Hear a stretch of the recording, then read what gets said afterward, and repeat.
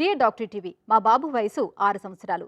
ఈ వయసు పిల్లలకు కూడా గురక వచ్చే అవకాశాలున్నాయా? మా వాడు పడుకున్నప్పుడు గురక పెడుతున్నాడు. ఈ వయసులో గురక రావడానికి గల కారణాలు ఏమై ఉంటాయి? దీనికి ఏమైనా చికిత్స ఇప్పించాలా? సలహా ఇవ్వండి అని అడుగుతున్నారు.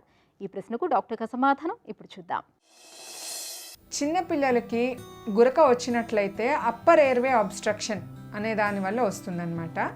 ఇదే కాకుండా చిన్నపిల్లలు కొంతమంది బాగా వెయిట్ ఉండవలసిన దానికంటే హైట్కి వెయిట్ ఎక్కువ ఉన్నట్టయితే కూడా గురక అనేది స్టార్ట్ అవుతుంది.